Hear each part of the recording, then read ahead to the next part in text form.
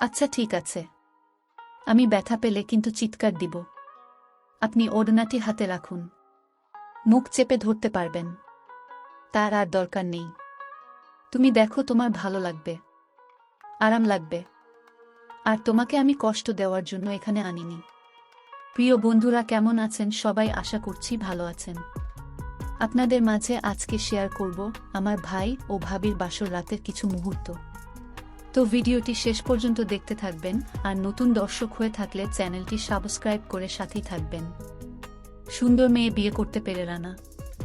বিকেলে বাজারে গিয়ে রানা একটি জেলি, একটি সস, কিছু আচার আর এক প্যাকেট স্যানিটারি ন্যাপকিন কিনল রানীর জন্য। রাত 9টায় আবার ভাতের টেবিলে দেখা। ঘড়ির কাঁটা একসময় 10টার ঘর পেরোয়। নিঝুম গায়ে চারদিকে ছড়িয়ে পড়ে সুনসান নীরবতা। বাইরে ঘুটঘুটে আধার। মনে হচ্ছে ভুতুড়ে পল্লী। বসার ঘরে রানার বিশাল বইয়ের সংগ্রহ। আছে দৈনিক কাগজ আর অনেক সাময়িকী। আনমনে পাতা উল্টাচ্ছিল রানা। অমনি দরজার আড়াল থেকে ডাক দিলেন মেজভাবি, যাকে আড়ালে রানা ডাকে নবাবজাদি। মনে মনে বলে হারামজাদি।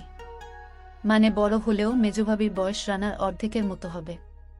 সংকোচের কারণে রানার সঙ্গে তেমন কথাবার্তা হয় না। টুকটাক অনিয়মিত কথাবার্তা চলে। বয়স যাই হোক, রানার বিশ্বাস মেয়েটা খুব চালু মাল। বেকুব টাইপের হলেও ভেতরে ভেতরে অনেক চালাক সে যাই হোক, আসছি বলে উঠে পড়ল রানা। শৌচাগারে হাত মুখ ধুয়ে তলপেটের চাপ কমিয়ে দুরু দুরু বুকে রানীর ঘরে গেল রানা। অর্ণব থেকে কেনা বিয়ের 12,500 টাকার খয়েরি শাড়িটা পরে বিছানায় বসে আছে রানী। বিয়ের অনুষ্ঠানে পার্লারের অতিরিক্ত সাজ রানার মোটেও ভালো লাগেনি, কিন্তু এখন দারুণ লাগছে রানীকে। একটি টেবিলে কয়েকটি মিষ্টি, আপেল, কলা, একটি জগ আর একটি গ্লাস। আলনায় এলোমেলো রানীর শাড়ি। ঘরময় চমৎকার সৌরভ ভেসে বেড়াচ্ছে। এ গন্ধ কি 6 বছরের চেনা জানা রানীর শরীরের, নাকি দামি পারফিউমের? শাড়ির আঁচলটি বিছানো ডান পাশে। সেদিকে ইঙ্গিত করে মুরুব্বিয়ানা কণ্ঠে বলল ভাবি। পাঞ্জাবি পরে শাড়ির আঁচলে দুরাকাত নামাজ পড়ুন। এসবের কি দরকার ছিল? এত দামি শাড়ি। আমার ধারে তো সব পাথর প্রতিচুমকি নষ্ট হয়ে যাবে। এটা নিয়ম। তাড়াতাড়ি নামাজ শুরু করুন। জো হুকুম বলে শাড়ির আঁচলে দাঁড়ালো রানা। নামাজ শেষ করার আগেই দুষ্টু চোখে এক পলক তাকিয়ে দরজা টেনে দিলেন ভাবি। এখন ঘরে শুধু দুটি প্রাণী। কে কি বলবে, কি করবে বুঝে উঠতে পারছে না। বাংলা চলচ্চিত্রের মতো এ বাসরে ফুলের সাজ নেই, নেই কোনো জমকালো আয়োজন। তারপরও যেন তারা মহাসুখী। মনে পড়ছে দুজনের তরি কত প্রতিকূলতা ডিঙিয়ে ভিড়েছে কুলে। অকুল সাগরে কুল পেয়েছে দুজন। কত বিশ্বাস অবিশ্বাসে দোলাচালে ঘুরপাক খেতে খেতে দুর্গম পথ পাড়ি দেওয়া। একে অপরের কাছে আসা, পরকে আপন করে নেওয়া। কত অপর প্রহর গুনেছে এই মুহূর্তের জন্য। ভাবনার সাগরে হাবুডুবু খেতে খেতে একসময় রানার দুপায়ে রানীর হাতের ছোঁয়া লাগে। পুলকিত হয় রানা। না না, একই করছো? ভাবি বলেছেন সালাম করতে হবে, নইলে স্বামীর অমঙ্গল হয়। মঙ্গল অমঙ্গল প্রকৃতির লীলা, এতে মানুষের কোনো ভূমিকা নেই। মা বাবা, ভাই, আত্মীয় স্বজন, এমনকি শহর ছেড়ে আপনার কাছে এসেছি। আপনি আমাকে দেখে শুনে রাখবেন, কথা দিন। তুমি কি বোঝ না, তোমাকে ছাড়া আমি অসহায়। মাছ যেমন জল ছাড়া বাঁচতে পারে না, তেমনি তুমি ছাড়া আমার বাঁচা হবে না। সেটা আমি বিশ্বাস করি, কিন্তু তারপরও আমাকে কথা দিন প্লিজ। কথা দিলাম। তবে তোমাকেও কথা দিতে হবে, বিশ্বাসের অমর্যাদা করবে না। আমিও কথা দিলাম, জীবন গেলে যাবে কিন্তু বিশ্বাসের অমর্যাদা করব না। এরপর রানার মনে পড়ে সবুজের কথা, যে বন্ধুটি নাকি বিয়ের পর বউয়ের সারা শরীরে চুমোয় চুমোয় ভরিয়ে দিয়েছিল। রানা কি তেমনটি করবে, নাকি গল্পগুজব করবে? বুঝে ওঠার আগেই রানী বিছানায় কাত হল। আসলে বিছানায় হাঁটু মুড়ে বসে থাকতে থাকতে তার পায়ে ব্যথা হয়ে গিয়েছিল।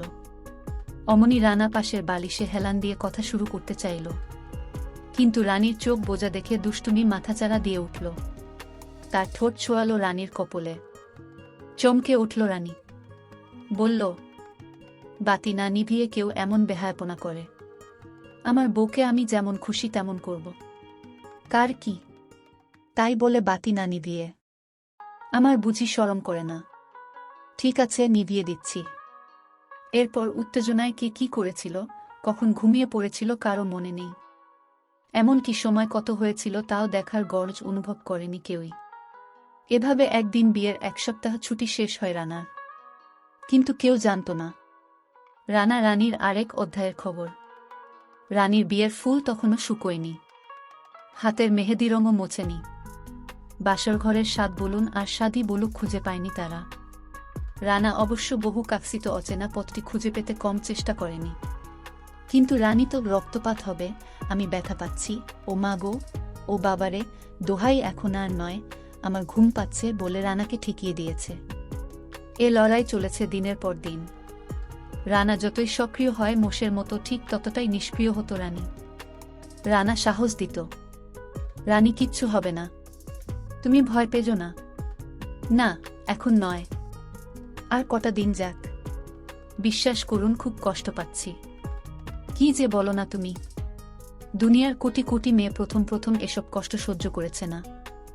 না, আমি পারবো না, প্লিজ তুমি আমাকে বিশ্বাস করো, ব্যথা পেলে আমাকে বলবে, আমি আর ব্যথা দেব না। আপনি জোর করছেন কেন? জোরের বিষয় নয়, তোমাকে কেউ মিথ্যে ভয় দেখিয়েছেন। একবার হয়তো সামান্য ব্যথা পাবে, পরে সব ঠিক হয়ে যাবে, এমনকি তুমি তখন আরও বেশি বেশি চাইবে। আচ্ছা ঠিক আছে, আমি ব্যথা পেলে কিন্তু চিৎকার দিব। আপনি ওড়নাটি হাতে রাখুন, মুখ চেপে ধরতে পারবেন, তার আর দরকার নেই। তুমি দেখো তোমার ভালো লাগবে, আরাম লাগবে, আর তোমাকে আমি কষ্ট দেওয়ার জন্য এখানে আনিনি। এভাবে কতদিন কত রাত গেছে মনের সঙ্গে মনের, বনের বাঘের আগে মনের বাঘের সঙ্গে লড়াই করে। সে কাহিনী দুনিয়ার কেউ জানে না, জানতে চায়নি কেউ। এ কথা সত্য, এসব গায়ে পড়ে কারো সঙ্গে আলাপ করার মতো বিষয় আসলেও নয়। আসল কাজ ছাড়াই অনেকটা বিনা দোষে প্রচণ্ড শীতের মধ্যেও লোকলজ্জার ভয়ে প্রতি সকালে গোসল করেছে রানা। রাতে একসঙ্গে ছিলে অপরাধেই যেন অনিচ্ছা সত্ত্বেও মা বাবার একমাত্র আদরের কন্যা রানী বরফ শীতল পানিতে গা ধুয়েছে। এতে দুজনেরই সর্দি কাশি মাথা ব্যথা লেগেই ছিল। কথায় কথায় হাসতে হাসতে কাশত দুজন। তখন রানার বাবা বলতেন, রানা, বোমাকে 1 পাতা হিস্টাসিন এনে দিস। রানীর শাশুড়ি জোর গলায় জবাব দিতেন, হিস্টাসিন বাসায় আছে, কিনতে হবে না। এভাবে দিন যায়, সপ্তাহ যায়, মাস যায়, কিন্তু রানার পরে লোকজনের স্বপ্ন পূরণ হয় না।